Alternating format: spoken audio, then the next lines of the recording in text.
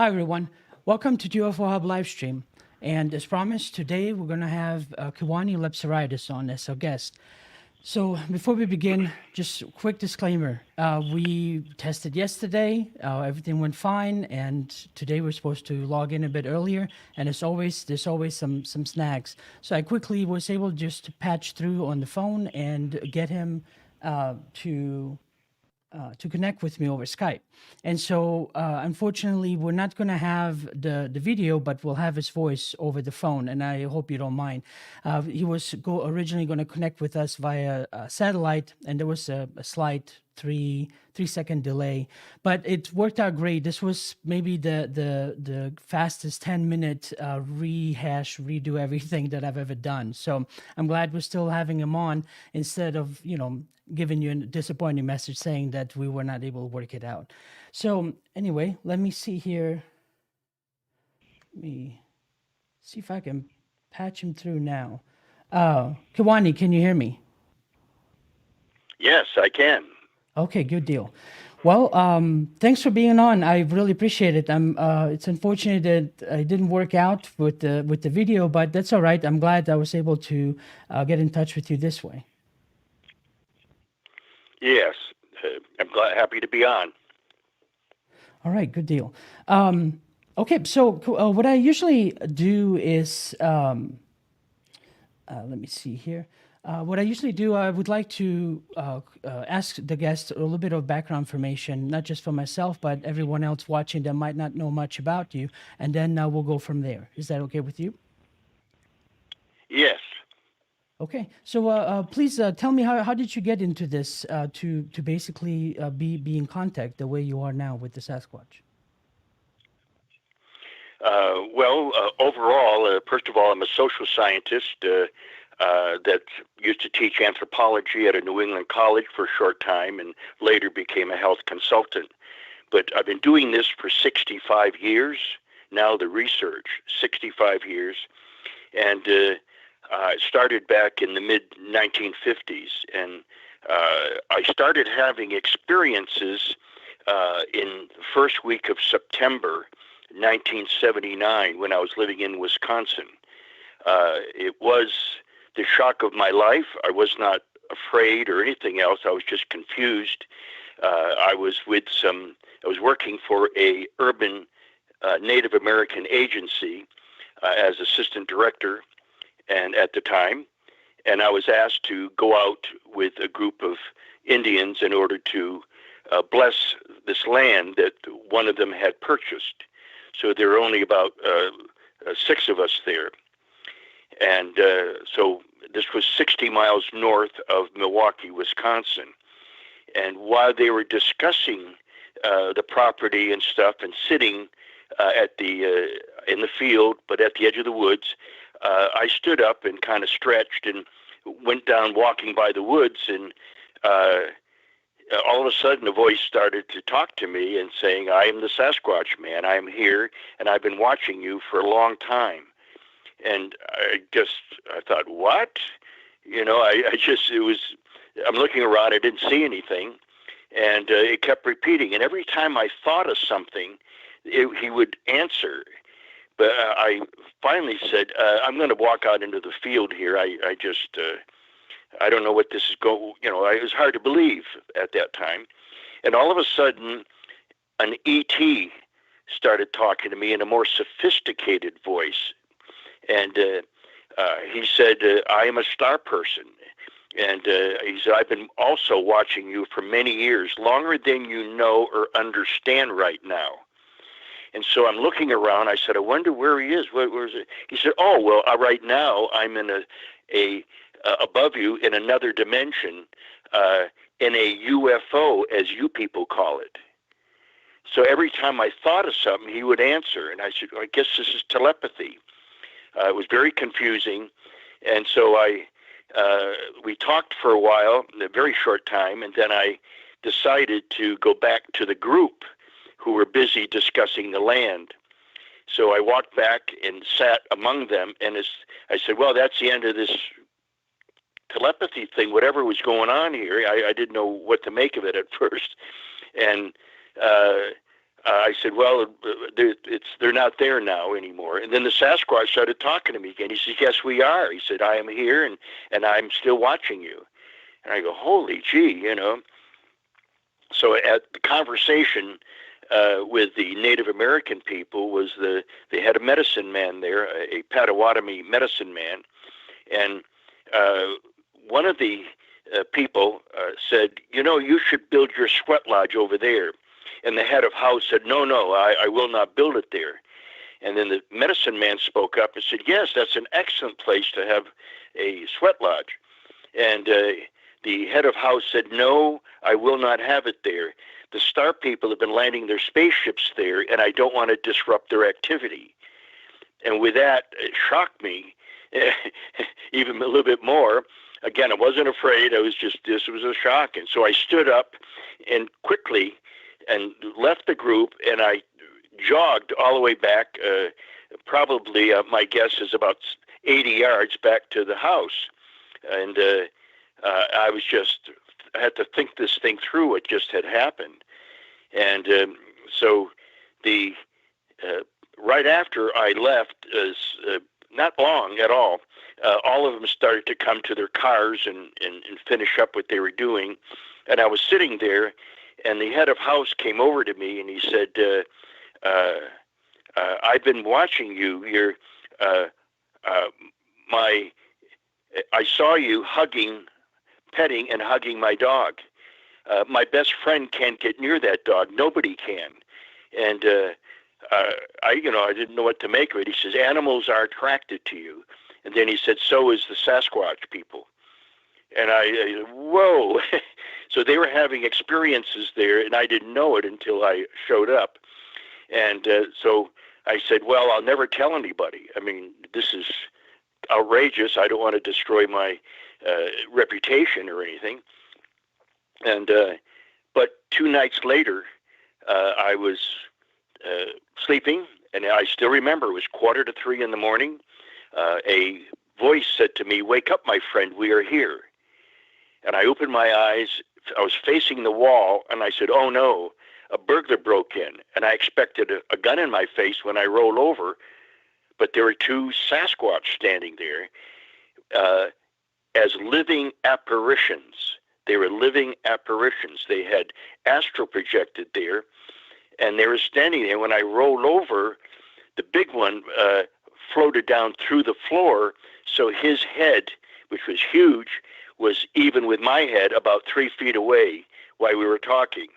So I could see every wrinkle in his face, and when he moved his eyes from side to side to look around, I could see his pupils move, just everything about him. So they wanted to let me know that they were interdimensional, and for almost 2 months, they came and visited me every so many days. And one of the times they came, there was a female with him, and then another time there was a young Sasquatch about 4 foot tall. And when I sat up to get a better look at him, he turned his back to me and like he was trying to hide or whatever, and kind of moved away from me a little bit. Probably this young Sasquatch had never been around a human before. So I had to think it through, and they said, no, you need to be writing about this. So they chose me for that. And so why? Because I have 4 degrees and almost 10 years of college, and I've got a vast background in terms of academics and stuff. So they wanted someone with credentials, apparently, and yet with an open mind. But the interesting thing about this was that it opened me up. It opened up what some people would call my kundalini, and I became psychic overnight. I don't even like the word psychic because it has, in some groups, it has a negative connotation because they consider that unscientific. Well, I got news for those people who think that. This is quantum physics. This is quantum physics, which is a part of mainstream science. So there's nothing weird about it. And the more we make believe it doesn't exist, the more problems we're going to have. It's just not a situation where they're going to find anything with their attitude. This is mainstream researchers. They have an attitude, and they go out in groups, and they bring guns and they bring cameras. They're very, very naive. I don't care how much education they have. And I have to say that because I've been called a fraud and a bunch of other things because I'm telling the truth, because I chose to believe in what the Sasquatch were telling me and to represent them in a sense. They even said, it says, well, you're actually our ambassador. And I just said, I don't want to use that word. This is not about me. It's not an ego trip. It's about them and getting to the truth of who they are, what they want, what are they doing here, and so on. So it was very interesting. I said, well, I'm the only person around that's had these experiences. So I started taking, even though I've done a lot of writing and I had published in magazines and newspapers,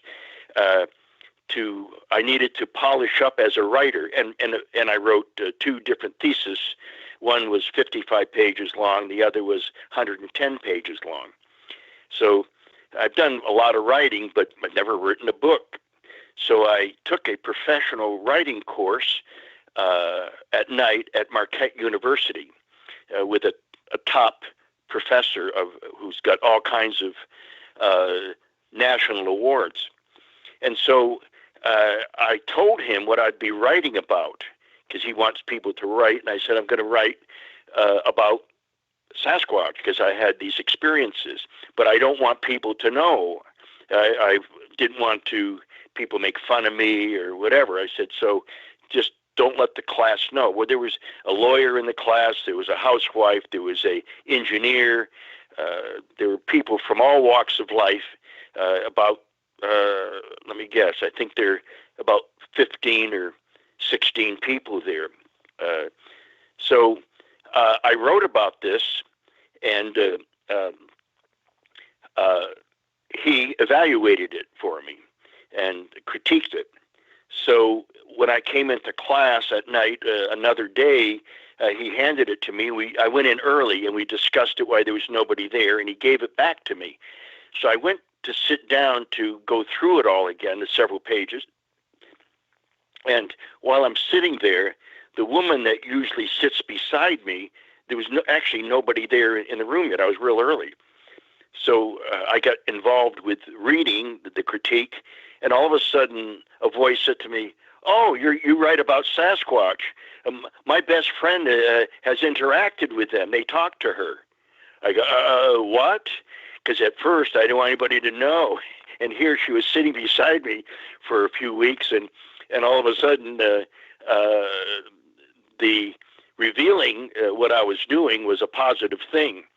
And I didn't let anyone else know in class, but I met her friend several times. And in my first book, my second chapter is about her friend and what happened and so on with both spaceships and Sasquatch, because they were very, very friendly.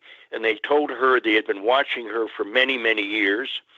And for 4 years, actually, she was talking to them. So her husband, and they lived in Milwaukee, would drive. It was a 6.5 or 7 hour drive way to the northern end of Wisconsin in a very wild area, and they had a little cabin there. And it was at the end of a dirt road, and it was all thickly forested.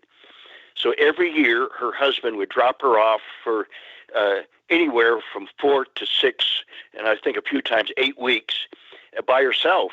And she would bring the Bible and bring books and read. And a neighbor down the road would help her to get groceries and stuff periodically and check on her. They were old friends.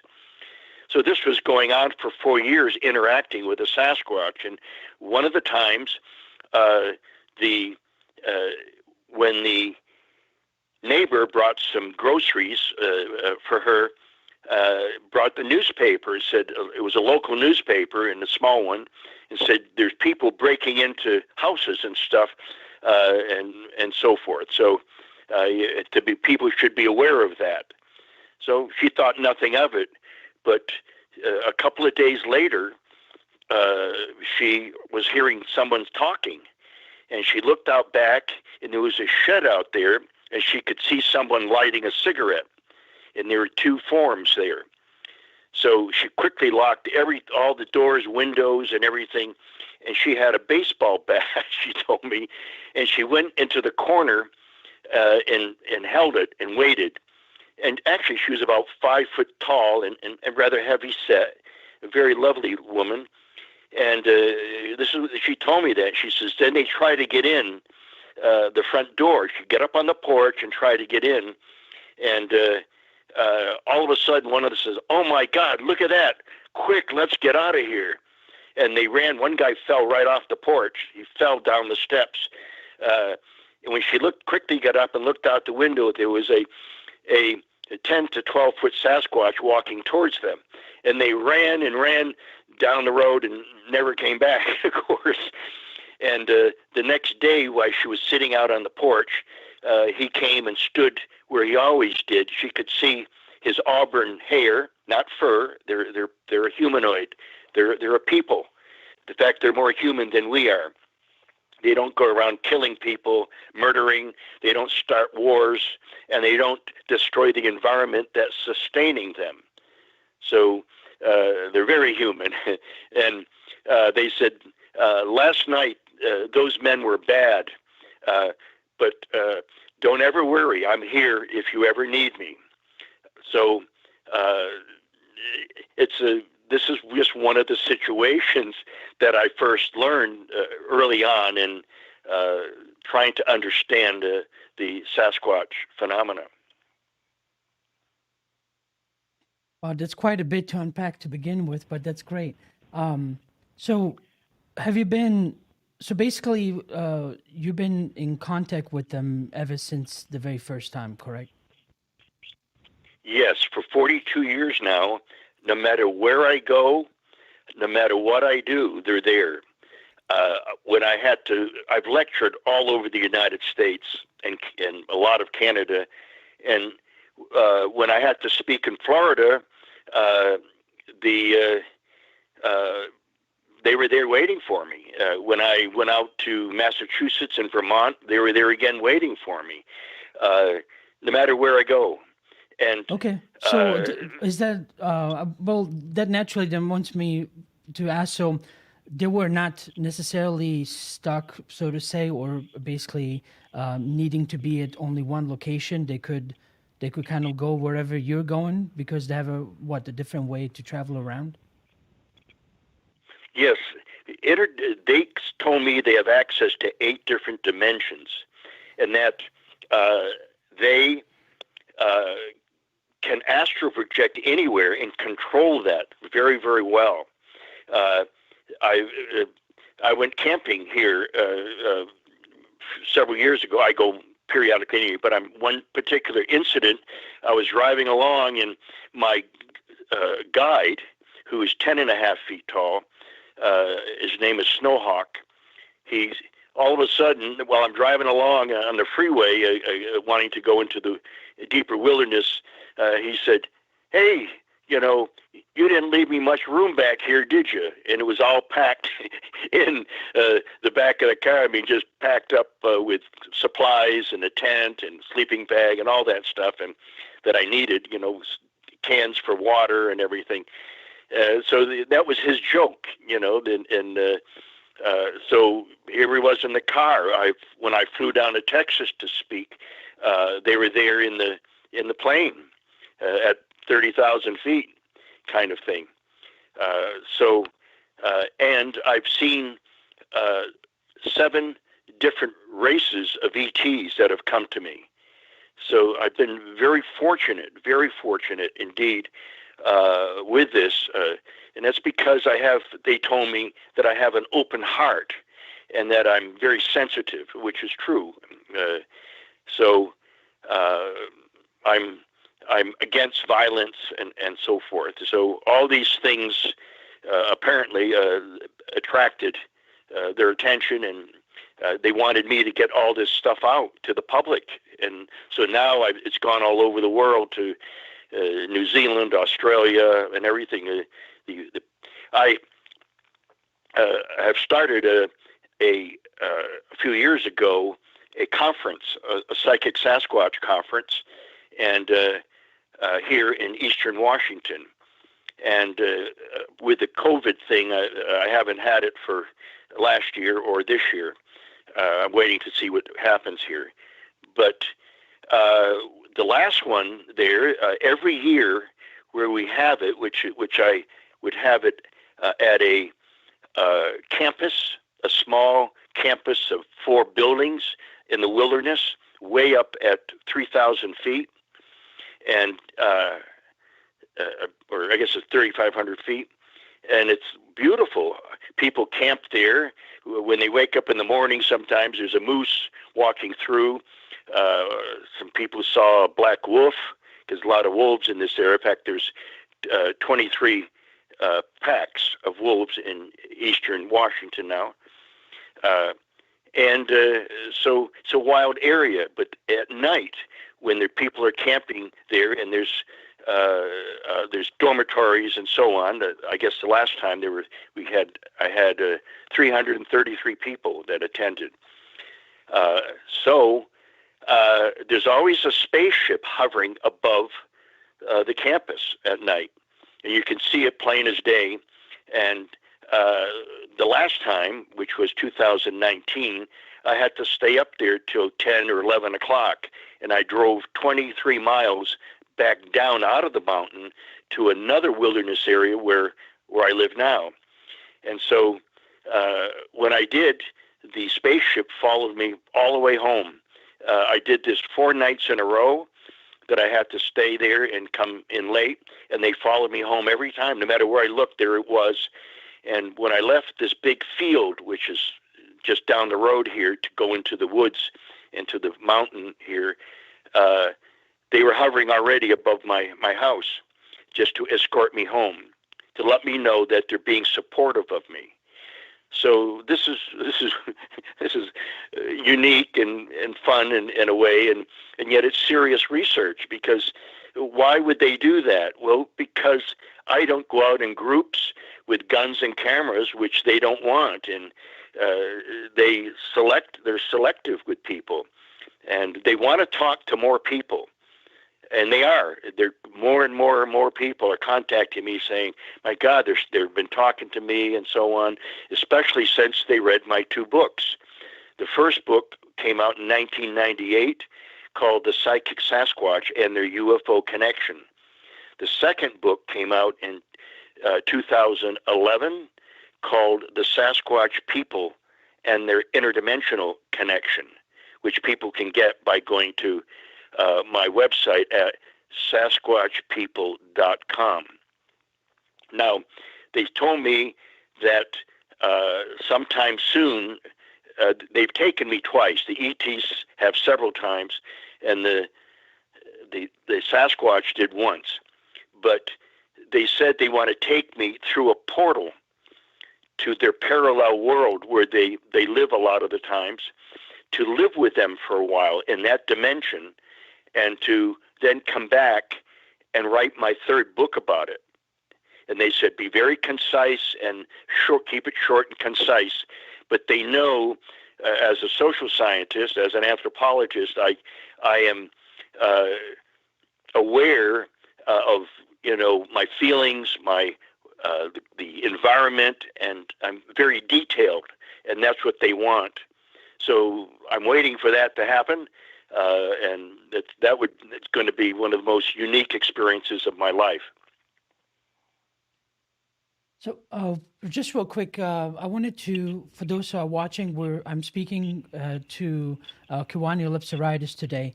We were going to connect over Skype with video and voice, but due to some technical difficulties, I quickly, in the last 10 minutes, had to real quick connect with him over phone. And so basically, we get to still talk to him, but unfortunately no video. And he would have been connected with us via satellite, and initially there would have been a 3-second delay or so. So I guess maybe there's no accidents. Everything works out at the end, and he's coming through loud and clear. And I just want to quickly tell everyone that towards the end, when it's time for Q&A, we'll do some Q&A with Kewaunee. And currently, this is streaming on YouTube, Facebook, and Twitch, and also on Telegram. So right now, you can listen to this on Telegram as well. And when it comes for some Q&A later on, when it comes time, I'll be taking some questions for over the chat. But for the first time, we'll also be able to take questions over Telegram, where you will be able to ask Kewaunee yourself. So in the description below, you should be able to see the Telegram link to the group. Download the app, find the UFO Hub group, join the voice chat, and you'll either be able to listen or get a chance to ask Kewaunee. Otherwise, as always, in the chat, please make sure you put the 3 stars before your question, so I know that that's a question for Kewaunee. It'll jump out a lot easier at me, and I'll be able to ask it. So, Kewaunee, I wanted to ask if you could maybe talk a little bit about the family structure, if you learned anything about that. Are they very similar to ours, or what did you learn? Well, a lot of what they do is similar to the First Nations people. In a sense, I guess they're the Sasquatch Nation, and that's how they say it, is really the first people. But the Native Americans, they live similarly to Native Americans. They flow with the universal oneness. They have clans and groups in different areas. They live a lot underground in caves. However, they will make structures from time to time, depending where they're at. They usually only have one child. And when I moved here, where I'm at now, they were twins. They were 18 years old at the time. Raja and Tobin is their name. And I discovered them because I was still moving in, and there's still boxes, and we're still unpacking. And the first night here, there was a bang on the side of the building, and so on. And then somebody walking down the hallway towards the bedroom. And then another night, there was somebody on the roof above the bedroom walking around. So finally, they said, "Well, we're having fun, and my brother and I, and having fun here, and so on." And they're about, I think 4 or 5 days after I moved in, I was unpacking dishes in the kitchen, and the elder came down to welcome me, and said that they've been preparing for me to move here. So they knew ahead of time, and even though I got the place at the last minute, because there wasn't very many places here that I could move to, and so they're very psychic, and I don't mind saying that because it's the truth. They can astral project and go into other dimensions. I've seen them twice dematerialize in front of me. So there's another group.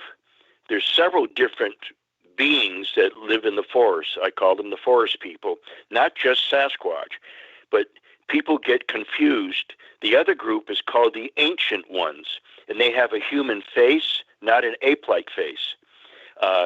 Incidentally, the Sasquatch are not apes, and they are not affiliated, or they did not descend from apes. This never was true, they said. So they're not the North American great ape that people are labeling them, mislabeling them, I should say. The Ancient Ones have a round head, not a sagittal crest or a peaked head like the Sasquatch, and plus they don't have an ape-like face. They have a human face, Their arms are in proportion to their body like ours, and but the Sasquatch arms are down to their knees. They're very different. So I'm affiliated a lot also with the ancient ones, both of these beings, these different tribes. Here in the mountains, there's also the guardians, another totally different beings of tribes. Some people call them the dog-faced people, some people the werewolf people.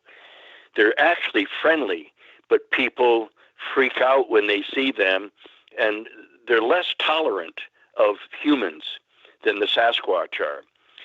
But they are friendly, they're psychic, they're interdimensional, and they've chased people out of the area, and people don't understand if you're carrying guns, if you've got a negative attitude, and your negative vibes are coming from your house. This bothers them. This really bothers them because they're that ultra sensitive.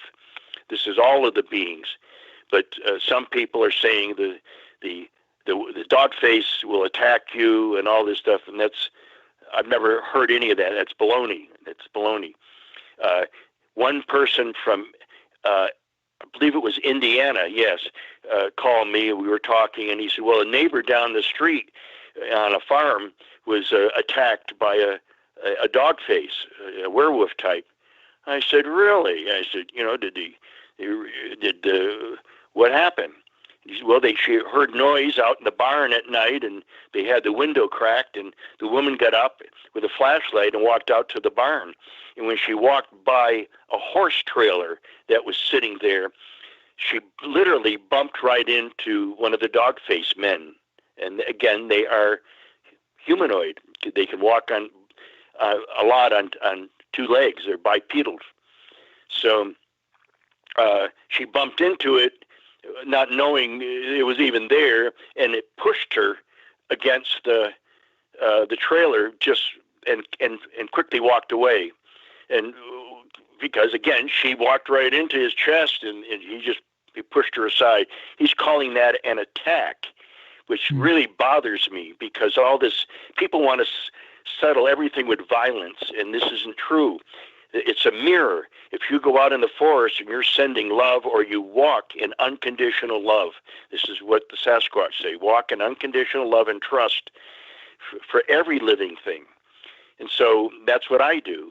So they don't go around attacking people like people think, because there's other beings out there that are not nice. One man, when I was lecturing down in Oregon, told me that he was attacked by a Sasquatch. And I'm thinking, this is over the phone, and I'm thinking, this is crazy. And I said, oh, did he tear your arm off? What did he do? And he goes, no. Well, I said, tell me your story. And he said, well, he was renting this place in the country, and he had a motorcycle, and there was a garage, and he'd lift the big door up, and he'd work on his motorcycle. And this was in the summertime. And all of a sudden, there was a shadow that came from the door that was open, the great big door. And he looked, and there was a Sasquatch bending down, peeking in, watching what he's doing. Well, a Sasquatch can catch you in a split second. They can run 70 miles an hour. That's absolutely true. And they can catch a person easily, but they don't. So if he wanted that person to chow down on, or I'm being facetious here, he could have walked right in the garage and grabbed him. Again, they don't do that. So the next day, he was in there working on it again, and the same thing happened, and it freaked the guy out. So about a week later, he decided to go for a walk in one of the trails in the woods in back of his place. And because it was summertime, and up here, it stays light until about 9:45. So at any rate, he went for a walk, and then he said a Sasquatch stepped out into the trail. And I said, then what happened? And he said, then he attacked me. And I said, okay, what happened? He said, well, he was walking towards me. He was attacking me. I said, what did you do? He said, well, I ran. I said, well, where's the attack? I said, you're using the wrong words. I said, he was walking towards you, and if you stood there, he would have walked up to you and maybe would have communicated with you. I said, they don't attack people. And I said, he could have caught you easily. So it was not an attack. So that bothered me because I represent them to tell the truth. And the truth is they don't go around attacking people. Yeah, it's important. It's important to make clarifications like that for sure. Yes, there is a phenomenon out there now where there's a lot of missing people, and it has to do with ETs, bad ETs. There are the good, bad, and the indifferent everywhere in the universe. So and there are many bases. The Sasquatch said there's bases for millions of years all over the planet. Many of them are in the Great Lakes, at the bottom of the Great Lakes, and the bottom of the oceans, and Kewaunee, I'm sorry, I might have missed it. Are you talking about bases of ETs? Yes, ET bases, and that they're even inside of dormant volcanoes, in which I found 2 different volcanoes that are dormant and had experiences with ETs and Sasquatch there. And you could hear them below in the lava tubes walking around, clinging of some kind of technology and tools or something. So it's they said they've been here for millions of years, and all of a sudden they said, oh, in the 1940s, they started seeing UFOs. Well, they just arrived, kind of thing. Well, they didn't just arrive. They've been here forever. The Sasquatch say they've been here for 200 million years and were bioengineered, meaning, genetically engineered. They said, their words, bioengineered in Lemuria by friendly ETs. And I said, well, when did the humans evolve here? They said they didn't. They said your people came later. They took some of the DNA from the ancient ones, the ones with a human face, and put DNA in there without hair and without the giantism and everything, and created humans. He says this is how Homo sapiens were created. This is kind of thing. We did not evolve from apes and monkeys and stuff, which I think. I mean, I was raised in a way, and going through the university and college and everything that from the Darwinian standpoint, and that's all I knew until this makes more sense. They keep saying that this happened and that happened from 3.5 million years ago, that our ancestors arrived, or started slowly into humans, where there are many different hominoid type beings out there. That some of them were created by ETs to see how they could sustain themselves. I'm not positive, but I believe that the Neanderthals were also created by them. So there's a few researchers that believe that people in outer Mongolia are having experiences with what's been described as Neanderthals. And they make tools and stuff. And there was a top physical anthropologist from England that was doing research there. And she found all these tools. She said, gee, these look almost, they don't look as old as I thought they would be. And he says, well, there's plenty of them up in the mountains where they make them all the time. And she said, what? What are you talking about? And he told her, he said, well, these beings, these hominids, since they're, and described them exactly like a Neanderthal. So we're not getting the true picture, and science has let us down. And I'm a scientist, but I'm an open-minded scientist. And when I'm told the truth, what I believe to be the truth, I'm gonna say it. I don't. Uh, they've never completely proven that we came from monkeys and this kind of evolution. There's always a big gap between one hominid and the little more evolved hominid. There's a big gap there. So wait a minute, why are we jumping from one thing to another? Plus, all of these hominids were hunter-gatherers. Well, wait a minute, how come all of a sudden overnight, literally overnight, we have the Sumerian culture where they have the hanging gardens of Babylon and the irrigation and even air conditioning kind of thing where they had water that they could bring down through a building, and when the wind came through, it created a cooling system. All of these things were there. How did they know? They have the cuneiforms that have the planet Earth on it, but it has the entire solar system of all the planets there in certain positions. Well, wait a minute, how do they get that? Sumerians, how did they get it? I mean, this is 2,000 years ago. How could that be? They jumped from hunter-gatherers all of a sudden having all this knowledge and technology. Well, the scientists that found this took it to an astronomer, and they went back over the years where they figured that this cuneiform was formed, was created, and all the planets were exactly in the same place when they put it through a computer as it was on that cuneiform at that time in history.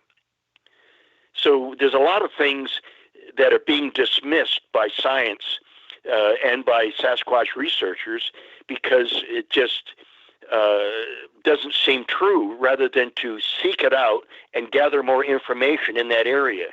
It seems too fantasy-like to them, but that's part of the reality here. And this is the things that the Sasquatch people also have shared with me. So Kewaunee, basically, once they were created, did they then basically just kind of grow with their creator alien race and develop into what they are today? Yes, and they told me that they have the hair, they have all this, the ETs gave them all the tools, psychic tools, to live in any environment on this planet. And I asked one of the ancient ones, and there was a group of them there, and they kind of chuckled when I asked them. I said, well, you've never told me how you can live. You don't have clothes. You go barefooted in the snow and everything. How can you do all that? Why is that? And he chuckled, and he said, well, that's because we can control our body heat, our body temperature. If we want to cool down when we're in the desert, they help out the ETs at times. Some of the Sasquatch do, the good ETs, and they do mining work for the ETs. I don't know. I never really asked them what they're mining for. I know some of it is gold, but there's other minerals that they do mine in this planet. But you don't see all the rubble and all the pollution and everything else, the mess that we make when we tear into Mother Earth. So they do this. This is what they do. They help out, and they're a part of an alliance of friendly ETs, and the Sasquatch sit in on all this. They sit in on it, and many people that I talk to. Would that include the Greys?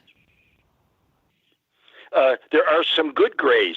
The Greys are not bad. There's some good reptilians that do not agree with the mainstream reptilian agenda, which is evil, and they are, just like during World War II with Japan. All the Japanese people here didn't want to get involved in any of that.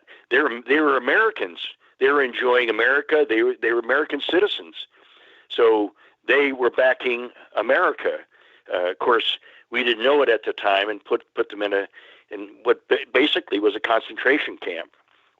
Not right. They were treated still decently, but still that they uprooted all those people, and I don't think that's right. But again, at that time, so many ugly things were happening in the world that I think the American government just didn't know how to protect themselves, and that was one way that they thought they could, in case there was an insurrection or someone, the Japanese Americans may start helping their homeland or something. Right. But so anyway, they have worked with many different races of people, and I've seen 7 different races myself that have come to me, and other people have told me about different races that they've seen and discussed, and some that I knew of even. So how would they know about it unless they had that experience? So they confirmed it with me. So for 200 million years, they said they've been here, and they were here during the time also of Atlantis. So they said it goes so far back that it's a legend or a myth kind of thing, but it's really not.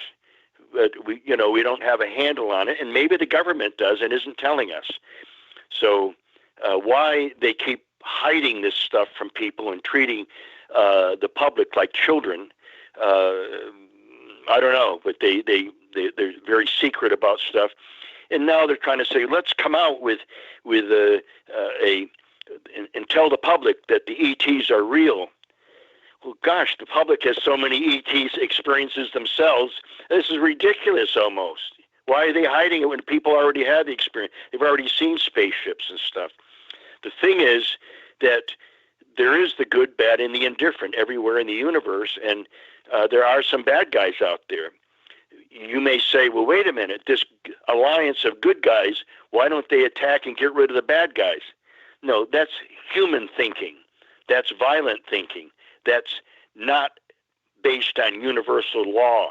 And so everything they do is based on universal law and karma. The ETs told me about karma. I already knew about it, but the importance of it, and also the importance of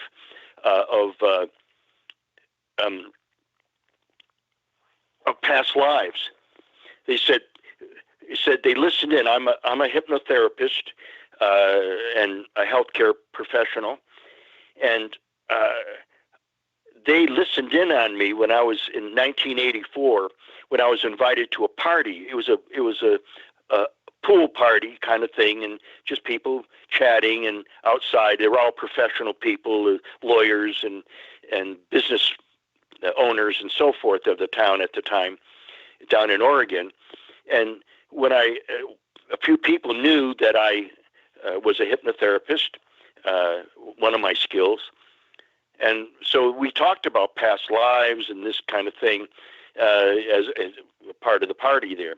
Well, the next morning, an ET started talking to me right away and said, well, we're glad that you're talking about, past lives and stuff, but it isn't like I had this past life here. He said, each life that you have it's really all one life. You just weave in and out of lives when you choose to have another body. And some of these bodies are from other planets that people can go to. And some people here that are in a human form, their souls are ETs.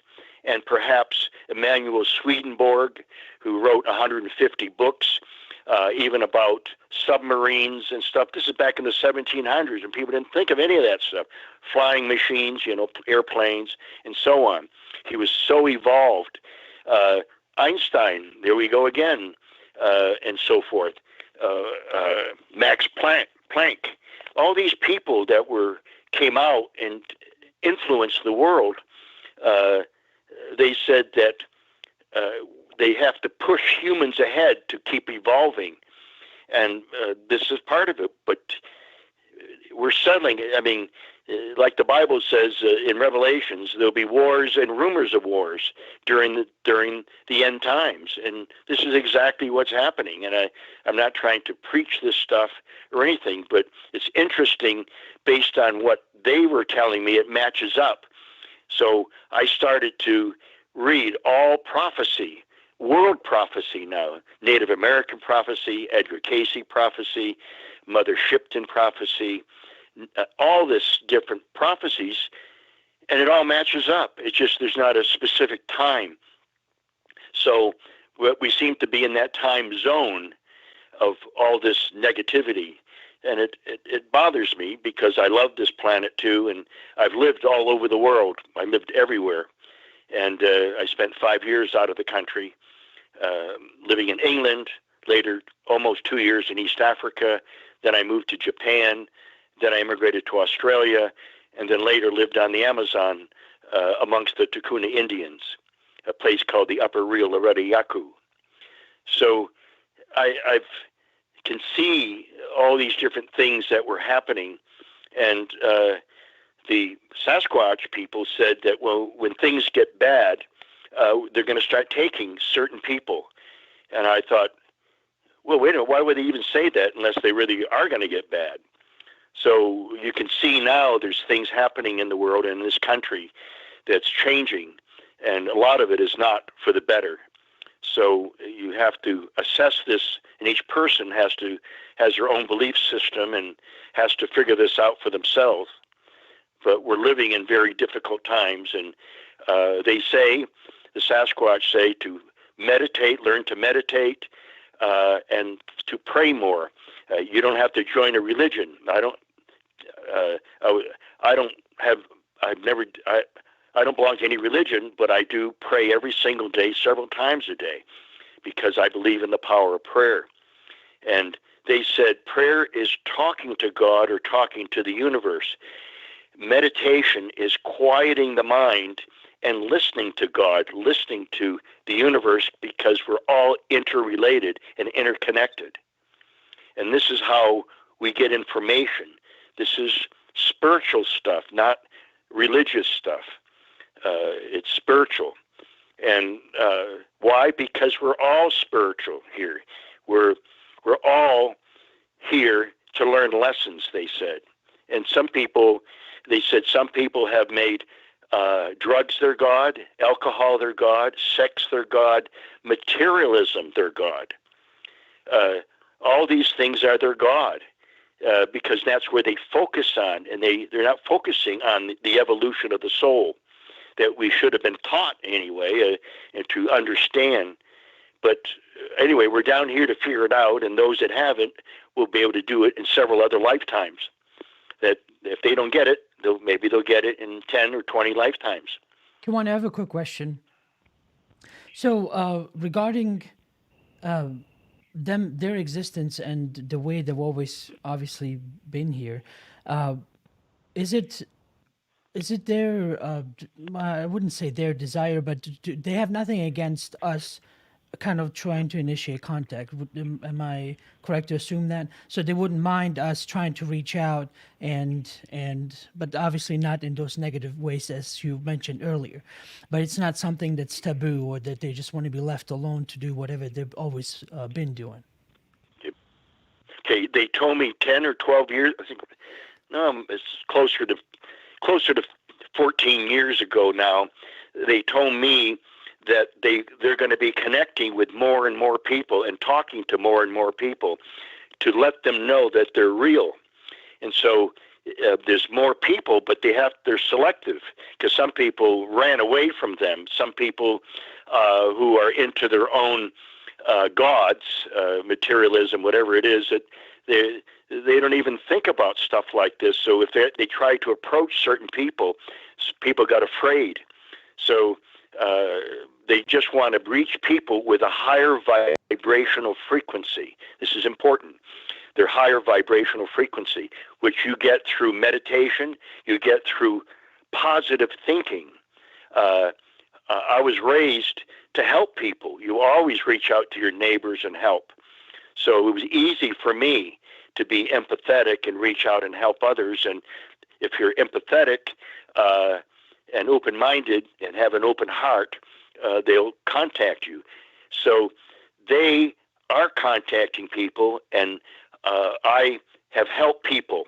If people want to contact me, they can at sasquatchpeople@hotmail.com. All one word, sasquatchpeople@hotmail.com. I've helped dozens of people make connections, and now they're friends with them and talk to them periodically, just like I do. So I So the find area doesn't matter. You can where they basically are wherever you are. Right, but I have the ability, they've given me the ability to find them anywhere in the world.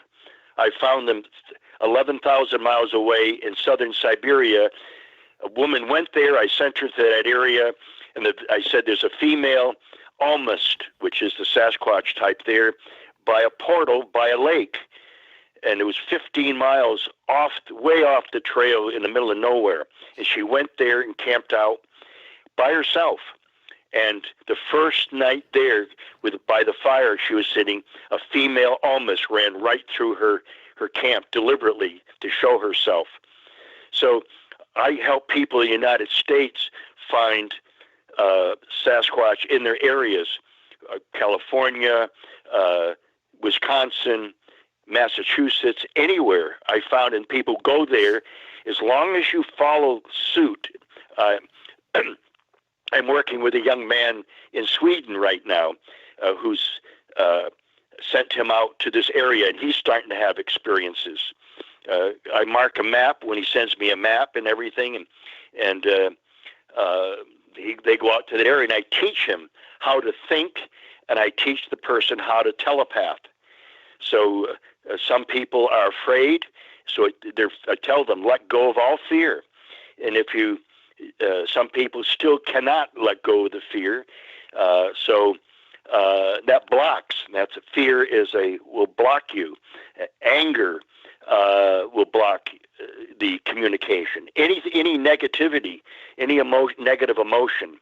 So if a person practices that and lets go of the negativity and starts to learn that, if it's that important to them, they'll be connected. It works. So people can contact me. I've helped dozens and dozens of people. Generally about 8 to 12 people a year I help. They can also call me if they want at 509-590-0415. 509-590-0415 in Eastern Washington. I'd be happy to speak with them. They had experience, and they need clarification or for me to help to define the situation, what really happened. I'd be happy to chat with people because I'm here to help. That's what I do. Well, Kewaunee, the different alien races or the different ETs that you've mentioned that have talked to you, can you describe who they are? Well, I can. It's difficult to describe them, but some were small, 4 feet, 3.5 to 4 feet tall. They had little suits on, so they weren't the typical grays at all. In fact, they didn't look like the grays, but there was a slight similarity. One, you know how Spider-Man, when he puts on his mask and everything, the way the eyes wrap around and so forth. Well, there was a warrior class that was protecting me back when I was living in Oregon back in the 80s, and he floated right through the wall from outside and came right to the edge of my bed and looked right at me and smiled and then drifted back out again. And all that was told is that I'm protecting you. So the negative ETs do not want this information out. This may seem science fiction, but I make no apologies for my life has been like a science fiction movie. The thing is, it's all for real. Is it so they can keep doing what they do in the shadows? What's that? I was saying, is it Sorry, because what? the negative ETs? Is it because they want to keep doing what they're doing in the shadows? So the Yes, yes, less that's people know, the true. better. And they don't want the truth out there. Yeah, they don't want the truth out there. Another ET that came to me had a bulbous head but a human face, and he was about 5 foot, 5.5 feet. So I wasn't very big. And this is what happened. I started to have horrific headaches, and I couldn't figure out why, because I never get headache. No matter what I took, it would work just for a short time, and the headaches would come back. So I telepathed to, at the time, I was living in a cabin where I was on a UFO flight line, literally. And about twice a week, I could go out on my deck, and with my zoom lens binoculars, I could watch this spaceship come in. I mean, and I had other people that didn't believe me, and I said, "You come and camp out here, and we'll watch." And every single time, they saw spaceships, just like I did. So I telepathed to them and asked for help, and that I had a headache and I didn't understand what was going on with me. And I'm not big on doctors, and so I figured, well, this is a headache, but what's going on? It's kind of very acute. So one night I went to bed, and before I could fall asleep, I was feeling somebody there, and I kind of sat up and looked, in this light, like a flashlight, like you hit the button and then hit it again just for a flash. But this guy appeared, and he again had kind of a squarish, bulbous forehead and head, but a human face. He looked like one of the ones at the beginning of the Star Trek series, way back, because he had a long gown on, a white gown, and he just smiled and reached towards me, and I went out. He put me out. So the next morning I woke up, and I said, well, I got to call the repair shop, auto repair. And I quickly called and told them I wanted them to check my exhaust system in my car.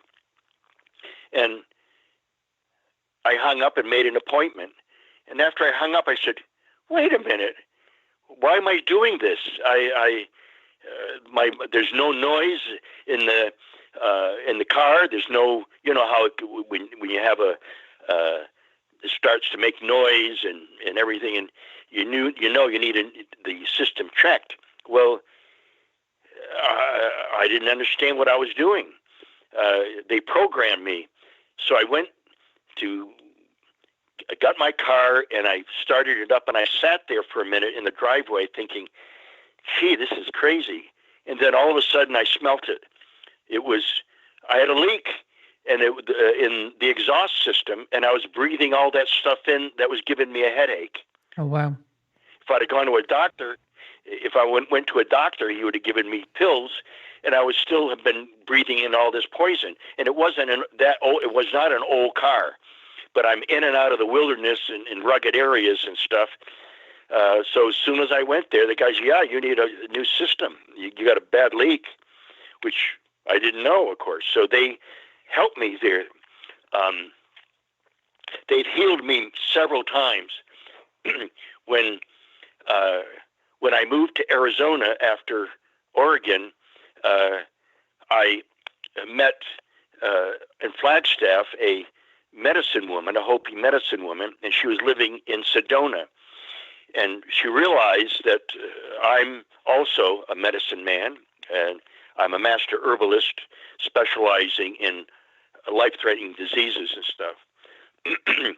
Well, we talked until 11:45 at night. Remember this. This is 1991, January of 91. And I kept yawning for the last hour there that we were talking, but the conversation was so interesting and for both of us, and so we just kept going. And I said, I better leave soon here. I said, it's almost midnight. And it was an hour back, or a little over an hour back to Flagstaff. And she said, look, she said, you look tired. She said, why don't you stay in my guest room tonight? She says, and you can leave in the morning. She says, I don't want you driving off a cliff or getting into an accident. And I thought about it for a second. Okay, that's fine. So I went in the bedroom, shut the door, got in bed, and I reached over. As soon as I shut the light off, which was right beside me, 4 6.5-foot kachinas appeared at the foot of my bed. I could hear their feathers ruffling. I could hear the bells around their ankles, and they stood one in front and then another like behind the other, even though they're all in a row, and then another one in front and then another one in back. Later, I was told by Hopi people that that's how they appear, and so they knew that I wasn't just making this stuff up. They stayed there for 50 minutes telling me about my life, and at the time I was diagnosed with liver cancer, which is fatal. So they said, if you take these herbs, you'll be fine, and explained all that to me. He says, but the key to it all is releasing negative emotions.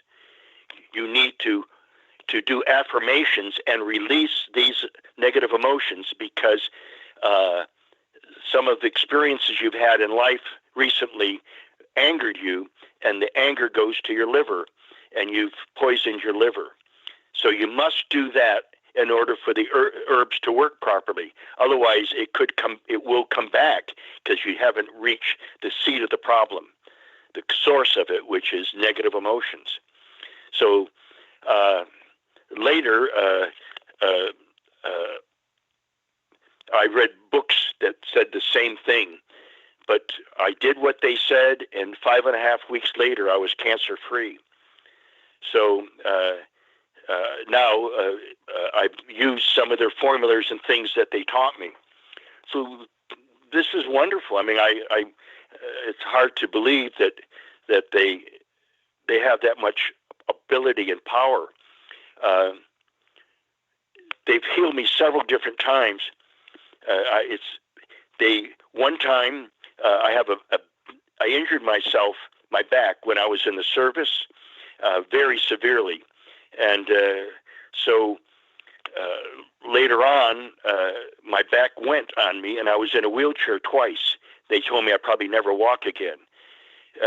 But I didn't know what to do, but I telepathed to the friendly ETs, and three little 3.5 to 4 foot beings appeared and said, we're here to heal you.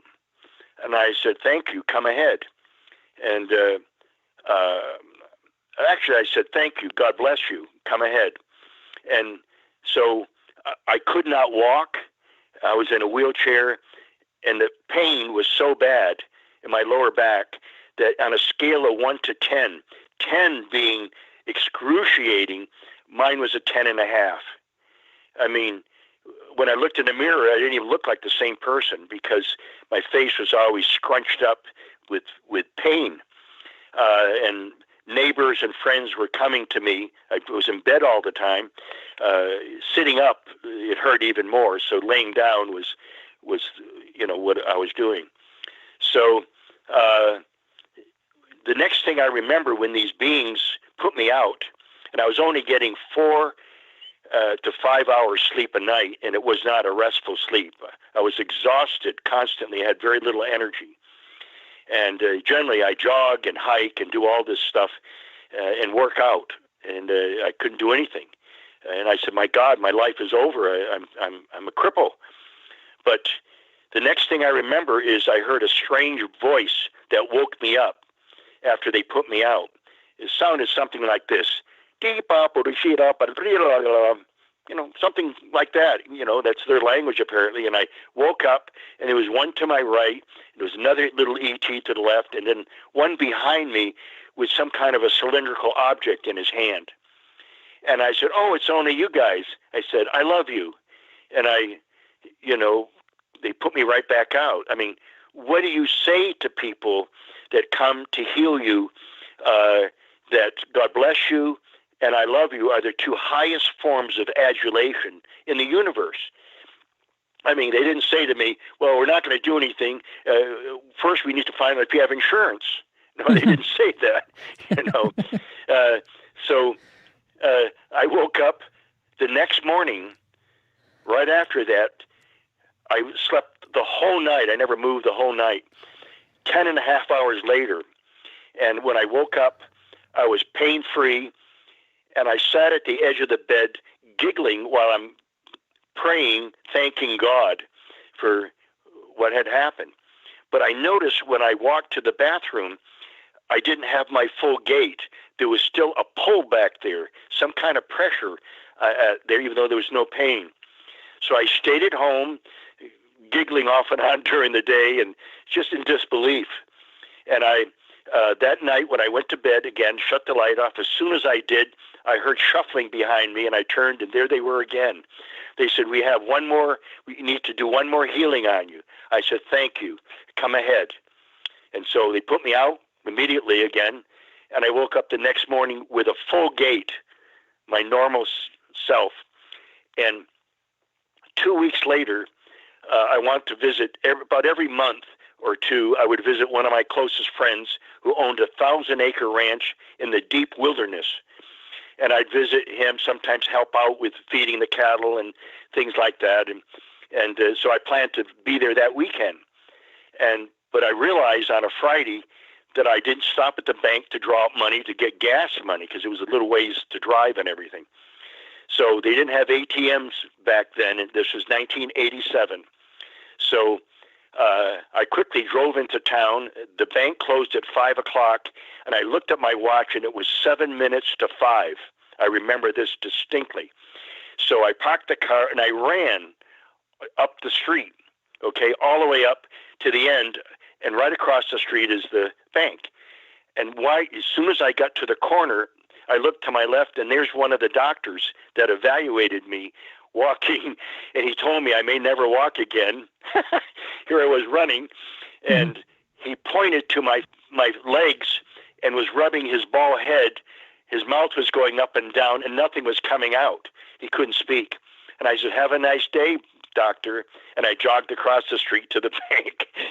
So I suppose if I told him, he'd say I needed a psychiatrist or something. But these things are happening to other people around the world and around the country as well. But I was so fortunate to have their help. I mean, this is a miracle. Wonderful, definitely. Kewaunee, I wanted to ask you, would you mind if we go over to some questions, and they might know to ask you something I don't? Would that be okay? That's perfectly fine. Yes, go ahead, please. Okay. Let me see here. Okay, I had this is actually I'm trying this for the very first time, so we'll see how it works. Rody had a question earlier, and he would be asking it yourself. Just give me one quick second. Rody, just unmute yourself and please ask your question.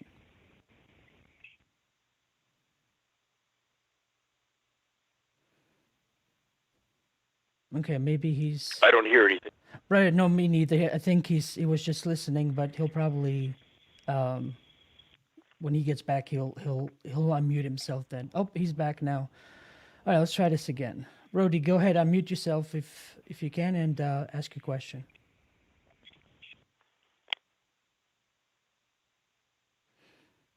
You have to tap on your. Sorry. Okay. That's okay. Hello. I did the Yes, same thing last go ahead, time. please. Yeah, that's all right. Please go ahead, ask your question. So thank you for the UFO have, and also you for speaking up about the subject, because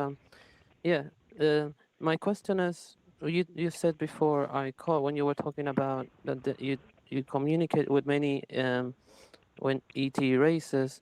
What are the main races that you talk to? Like the Arcturians, the Pleiadians? Who are they? Like which ones are the main ones that you are in contact the most? Yes, I never asked them what star system they were from. I never did, and it was very brief. It was very brief, but it happened. Uh, the I've just never asked any of those people, so I really cannot honestly answer your question. Uh, there are those beings from the star systems, Pleiades and so on, Arcturians that are here. Uh, if I talk to them or if I've encountered them, I didn't know that they were Arcturians or whatever. I would have known if they're Pleiadians because I've seen pictures, or I should say sketches, that they're very human-like, like us. So I cannot answer that particular question. Sorry about that. Okay. So just real quick for those still watching, you can log into or download Telegram, log into the UFO Hub chat, voice chat, and you'll be able to ask Kewaunee a question yourself. Otherwise, whether you're watching this on Twitch, YouTube, or Facebook, simply leave a comment with 3 stars or a question with 3 stars beforehand. That way I know you mean to ask a question for the guest. So Kewaunee, this one is from from Kenny. He's watching on YouTube. It says, do they age differently than humans? Yes, yes. They live hundreds of years. I mean, haven't pinned it down, but when they were made or created, bioengineered, those genes were there, and for humans, they didn't put those genes in. So we don't live as long. It's interesting that back in 2014, the ETs took me several times to restructure my DNA so I would live longer. I really don't have any wrinkles or anything. I'll be 78 real soon here, but I don't have any wrinkles. You look good for 78. I have lots of energy. I still hike and do everything. So it's somehow affected me in a positive way. Okay. The next question is also from someone on YouTube. CJ Dem asks, what do the X structures mean? I don't know if that makes sense to you. I think they're talking about the structures that people find in the forest of different limbs that are crossed and so on. These have to do with the ley lines.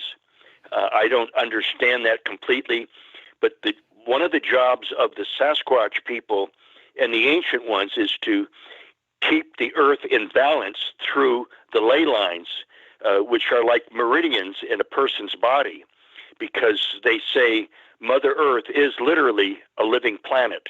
The streams and rivers and everything are like our blood going through our system, and we're polluting it now. We've destroyed so much. They said the planet is dying now because of this.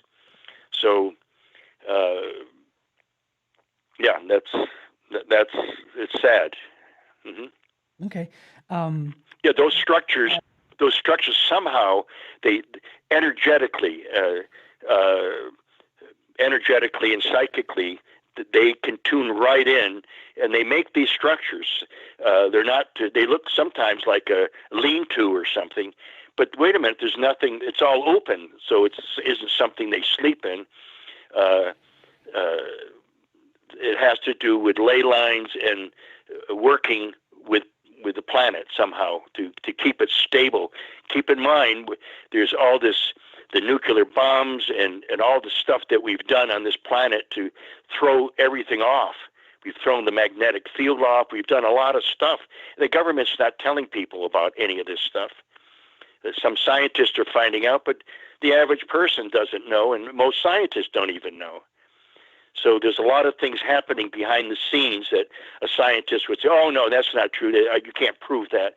Well, guess what? I'm really not out to prove all this stuff. That I could help people tune in and to locate them in their area to make contact. They can find out for themselves that reality. But the people that go out with guns and all this other stuff, I'm very upset with the governor of Oklahoma, and I've done, 3 times I did expeditions in Oklahoma, and it was super positive. I mean, every night, even during the day, I'd have experiences with them all the time. They'd walk up to me while they're invisible and move things around and so forth. And I'd sit on the porch of a cabin there in the Kiamishi wilderness and talk to them. And so they just put out a reward of $3 million to catch one alive, which is never going to happen. It's unfortunate. But that encourages people to go out with guns and say, well, I got one anyway here, you know. So I really, you get this redneck attitude with people say, oh, yeah, but they did this and they did that.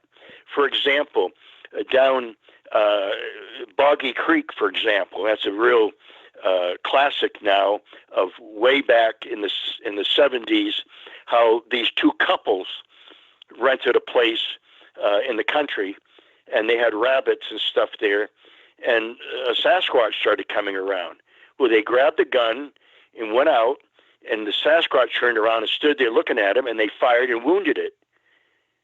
Wait a minute, is that how to welcome people or how to treat other beings just because it has hair and looks different than us, because it's a giant?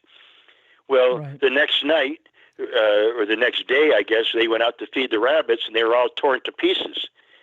It perturbed this Sasquatch. So now, all of a sudden, oh, Sasquatches are evil. Oh, Sasquatches are dangerous. Look, they're tearing up, and they're coming around our house. Look what they did to the rabbits. No, they don't mention what they did to the Sasquatch.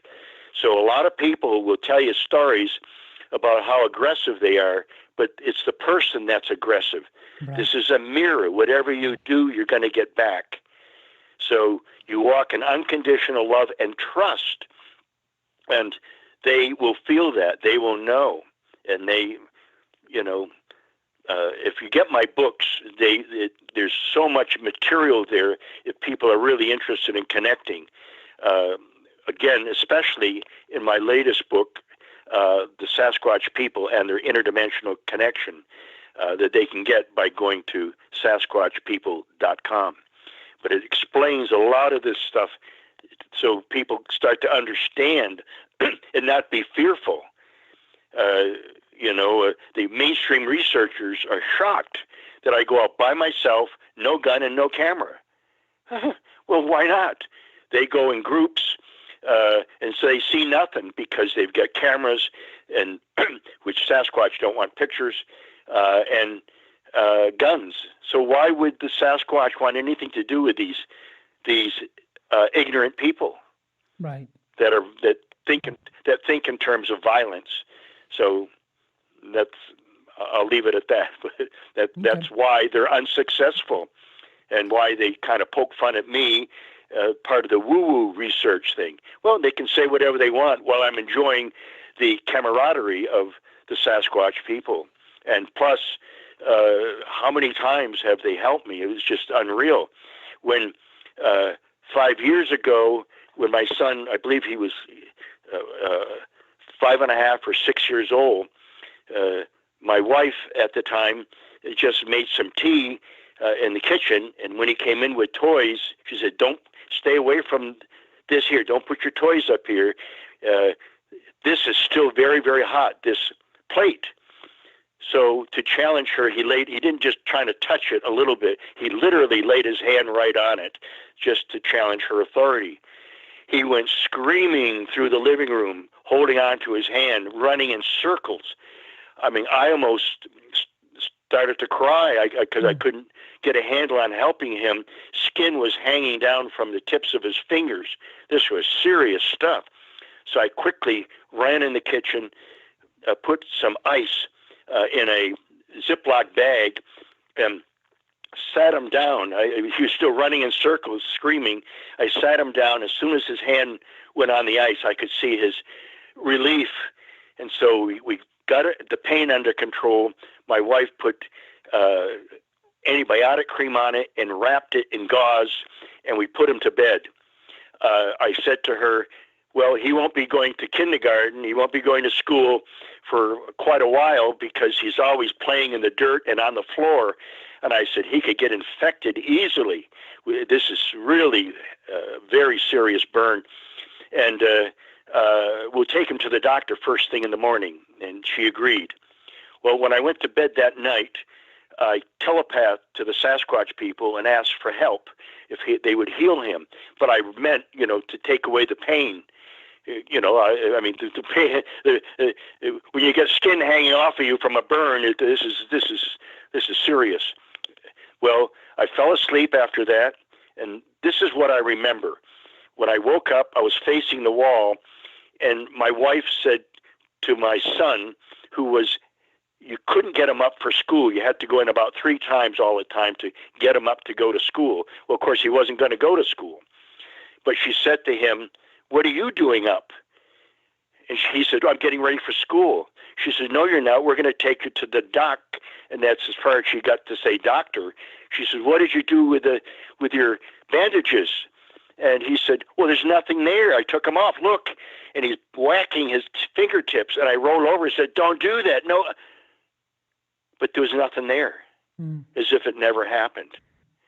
Wait a minute. Does this sound sci-fi? It really happened. It really, truly happened. This is how powerful these beings are, and they want to help us.